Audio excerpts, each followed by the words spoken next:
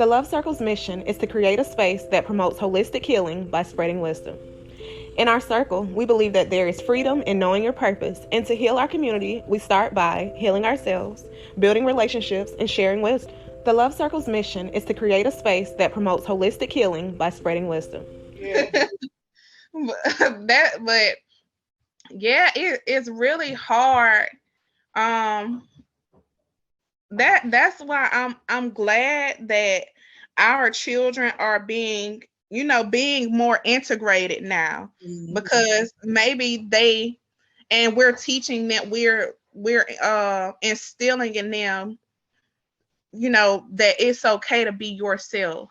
Yeah. And so they're getting both of them at the same time. You know what I'm saying? It's being introduced at the same time. They're getting that, okay, this is who I am. I'm a little black girl in this world, and I'm strong, I'm powerful, I could do anything. And here's my little white Mexican and Asian friend, and we the best of buds. So they're getting that at the same time. So I know who I am, but you cool too. Yeah. What you saying? Because I ain't gonna lie, when you and Deja first introduced me to Pooja, I was like, I ain't never seen no little Indian person before. Yeah. Like, and then when you introduced me to the Indians and we went and they gave us their cereal, and I'm used to our cereal being sweet and their cereal was spicy. I was like, but back then I was so ignorant to the fact that there are other cultures. Like, we learned about it in school, but it didn't register to me that there are other cultures and there are other people from that culture. You know what's so crazy? I really just was living in my own world as a kid, because even though I knew that she was different from me, I knew that I was aware of the name that to call her by who she was, that she was where she was from or whatever. But I didn't think about the big cultural difference besides the language. Yeah. When I was around her, that's why I say children are so innocent, because to me, she was just my friend. Yeah. I knew I didn't hardly understand what she said a lot of the times, but I just wanted to play. She want to play, I want to play, let's play.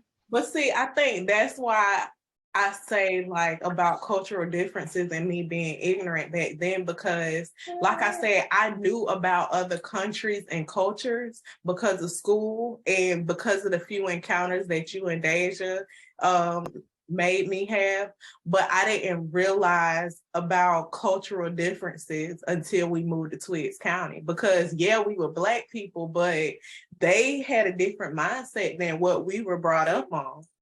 Like totally different mindset. So that was a culture shock in itself.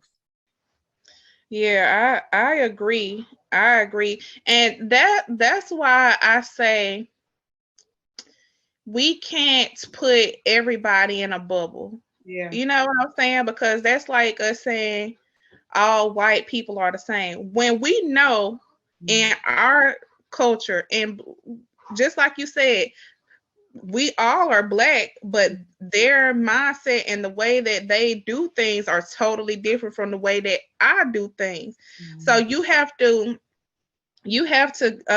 give that some individuality. Yeah. Like, you can't just put everybody in a bubble. You have to go off of a person and who they are. Because I've met tons of wonderful people, all races, and that's just something. I don't know if it's because I had been exposed a little bit more to being around different races growing up, but I just always been really open to meeting all kinds of people. I just like good people. Yeah. And good and people, because I'm a good food.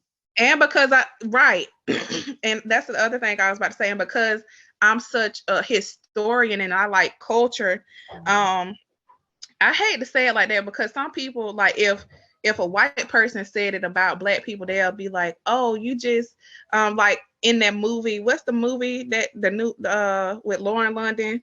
How yeah, like how they'll look at it. Sometimes black people will look at it like, oh, you like, or like this an experiment or something.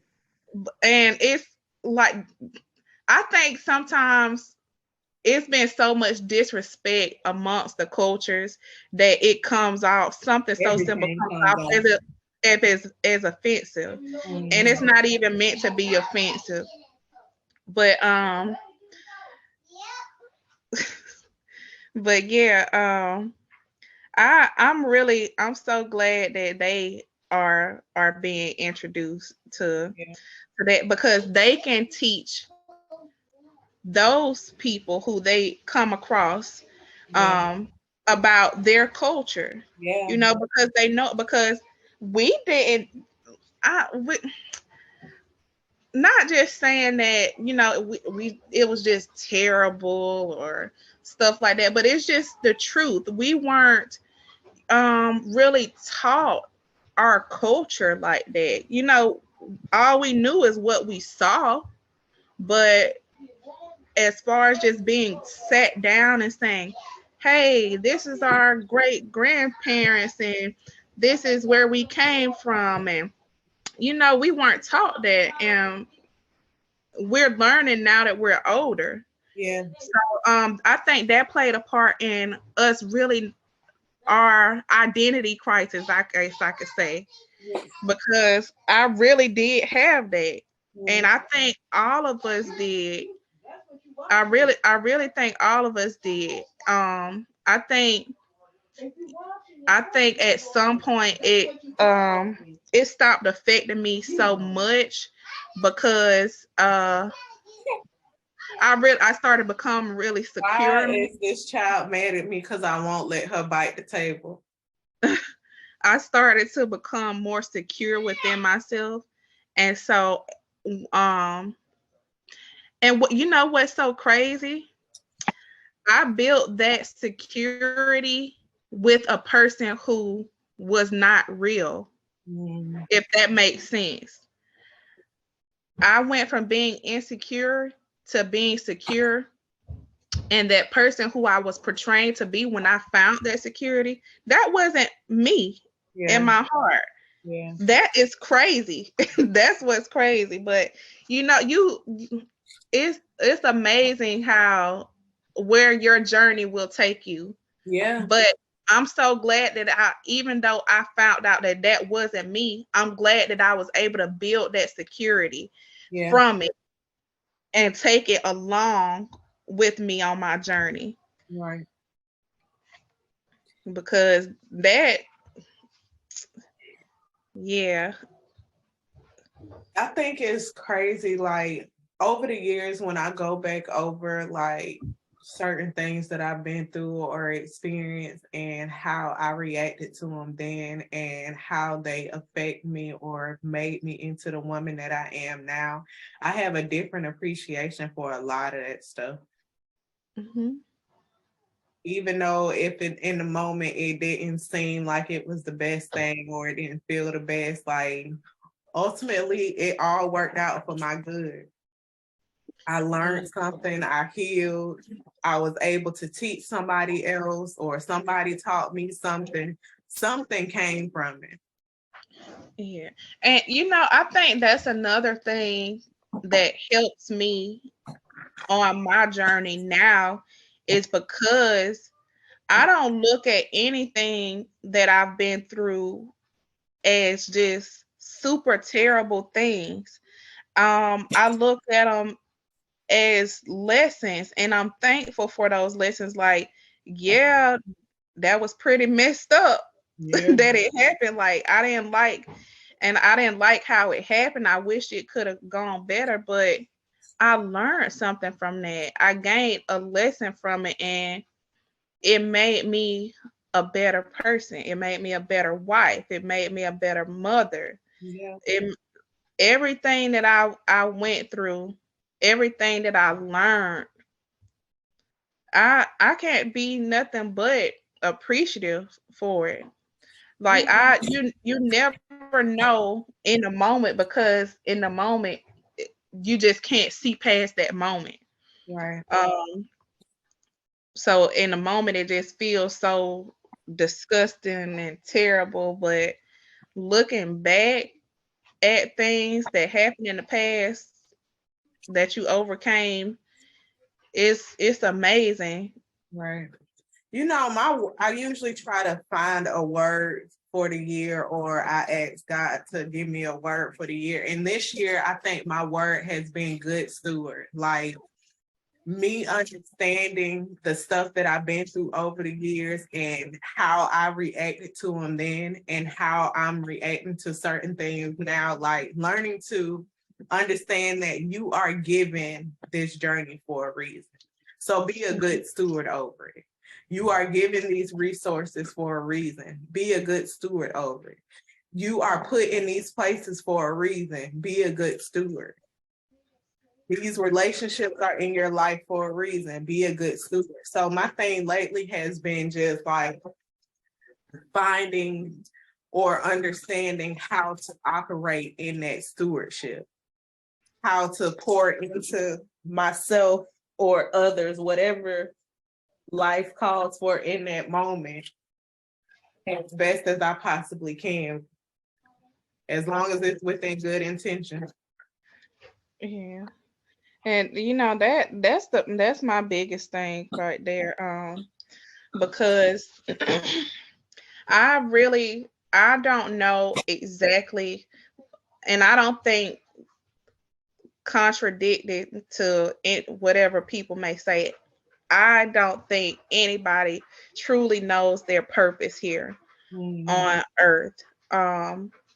But I do think that nothing happens just for, you're not put in the room with certain people for no reason. Yeah.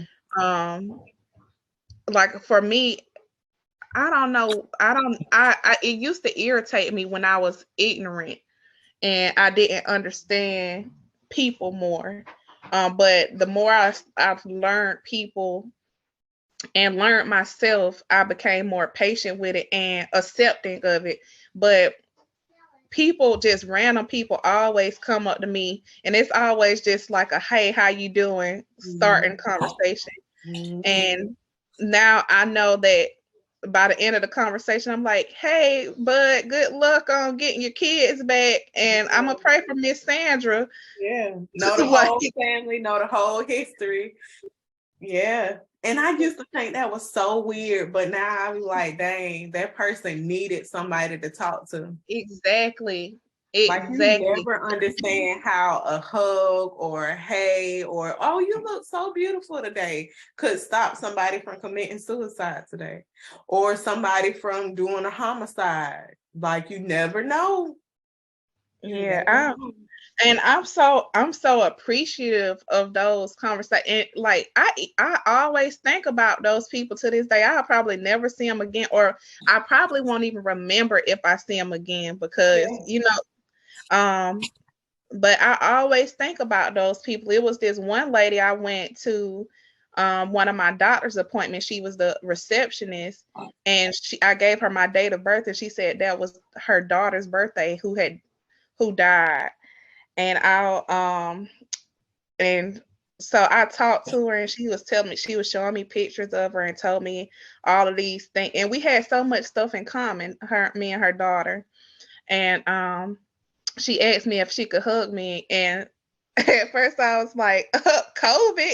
Yeah. Because that was at the beginning of COVID. And I was like, okay.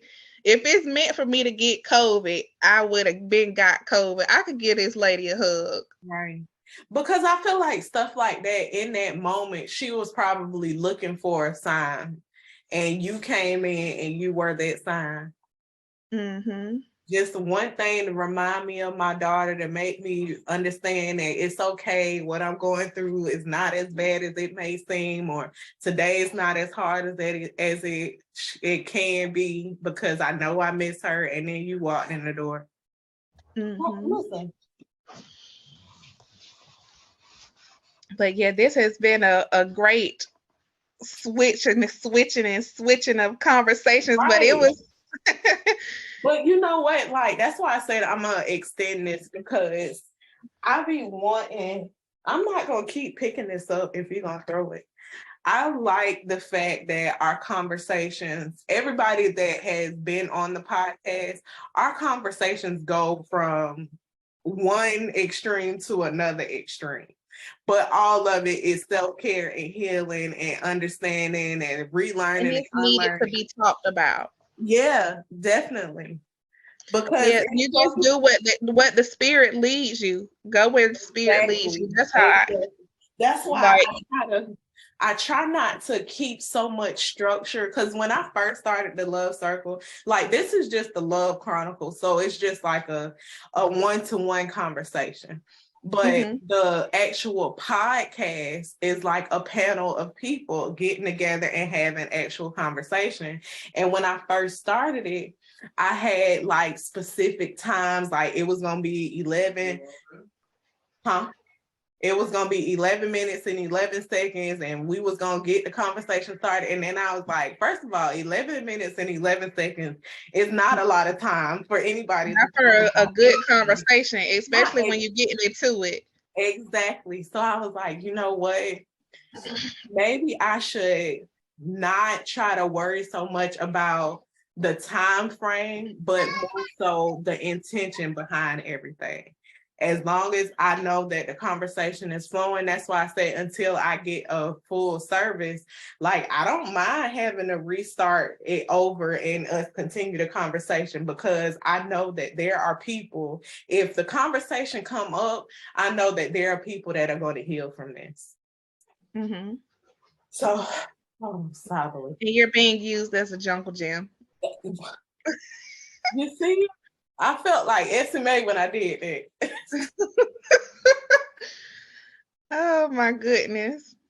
But But yeah, yeah. this was very therapeutic in itself for Mm, just being able to speak on these topics and for things to surface that sometimes you don't even think about. yeah. Um, and I also would like to um, get the kids on. Yeah. Yeah, get the kids on so they could tell us about their this Because this kid is girl on is on fire. fire. Yeah. Exactly. Exactly. Oh my gosh, lovely. But yeah, because especially like once I started teaching, I've always known that kids, I feel like kids have insight to stuff that we don't have insight to. But once I started teaching and I actually listened to the kids, and then the more I listened to Maury and Honesty talking, and even now Kiari talking about stuff, like, they really have a lot more to say than what we give kids credit for. Oh yeah, definitely.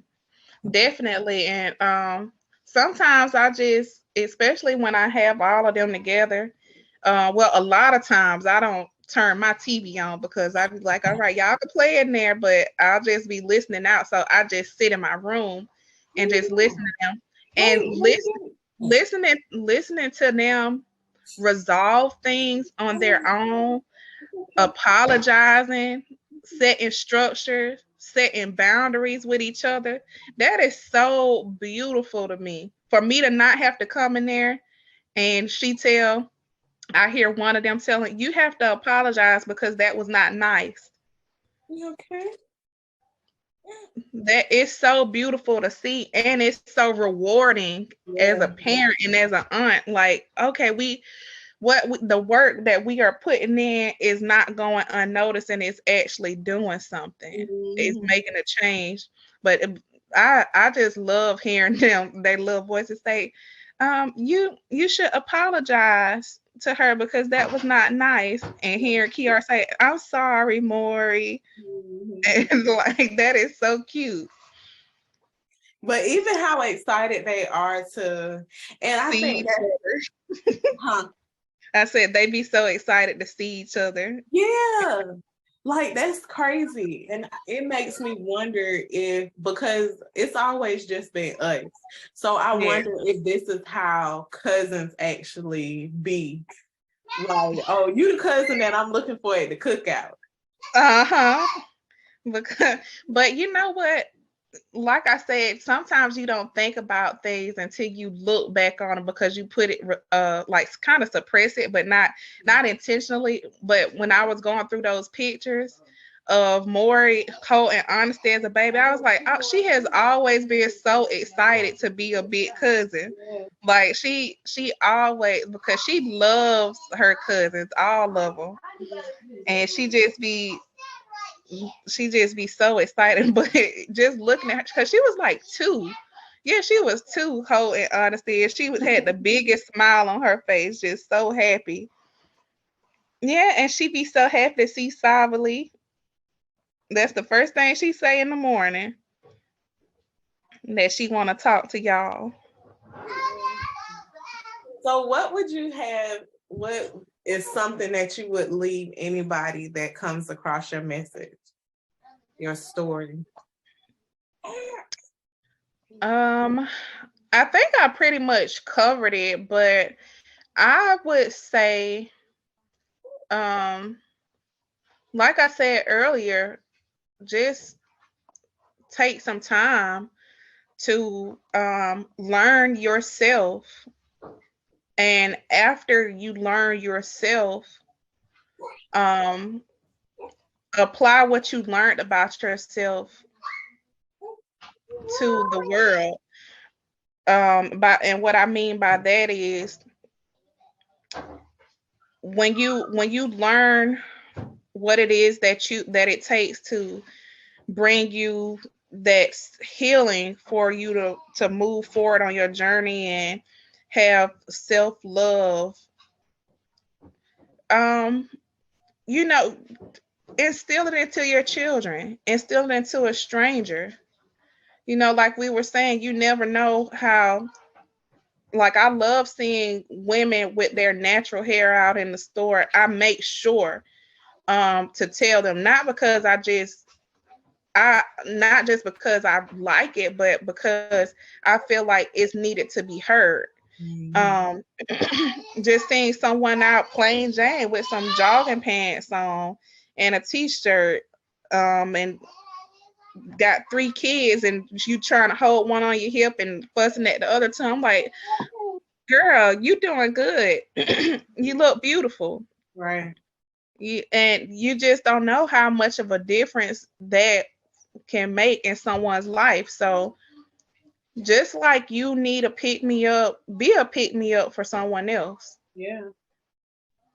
It takes zero energy, really, to just say, hey girl, you doing a good job.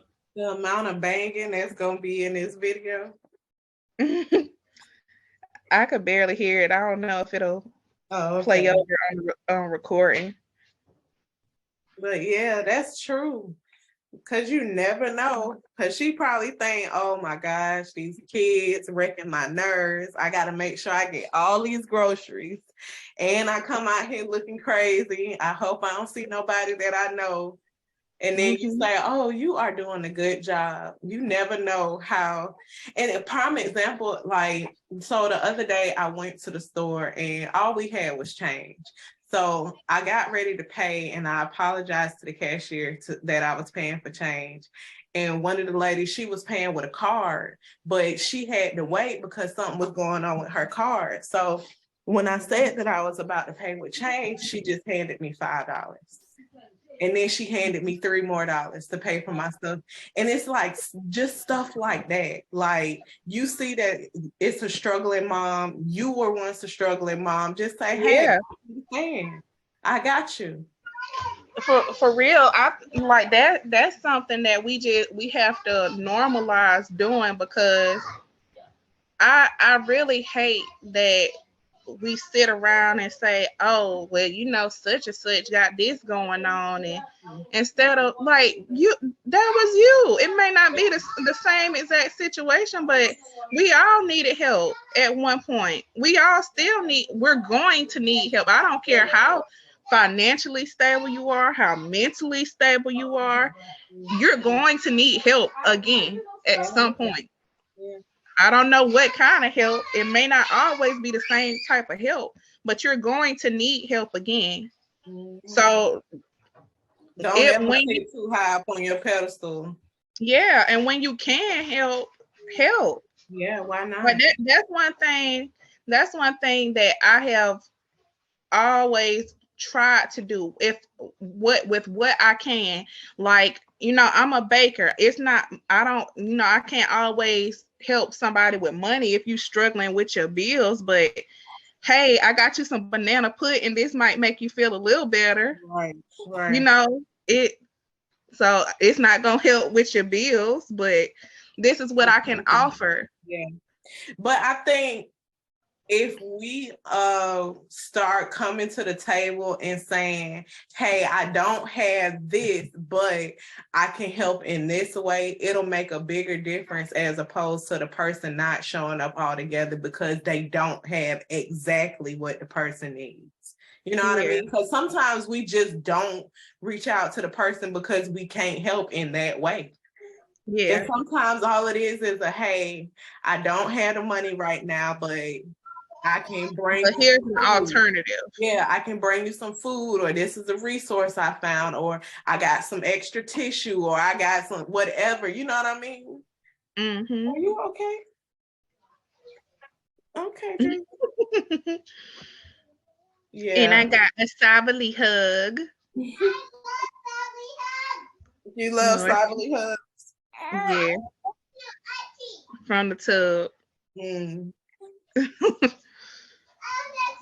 That's real and raw for you. Right. Do you have anything else that you would like to leave with the Love Circle podcast, or anything? Where can they find you on social media? Oh, so your girl is not very sociable, but I'm trying to learn to be. My Instagram is at the Konfection Studio, and with a K, with a K, and my Facebook is the same at the Konfection Studio with a K, and I'm in the process of revamping my website and my Facebook pages, so stay tuned for that. But yeah, I appreciate you for having me on, and Miss Sabali, thanks for inviting me with the lean back. Always. And I don't understand why with the Julie face. But I appreciate you for being on the Love Circle. I'm sure that everybody has gotten some good stuff. Like, especially with you, I really want to do and I want to say it's in like September, but I want to start focusing on lupus more. Yeah. So that a lot more people can learn about it and get a better understanding, because it impacts our community a lot and it's not really talked about. So I really want to start doing something about lupus, and yeah.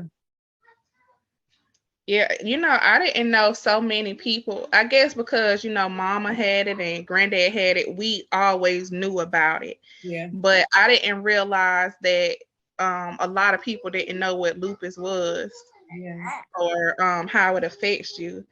So yeah, it's definitely something that needs to be talked about, because it affects many, especially Black women, Black and Asian women.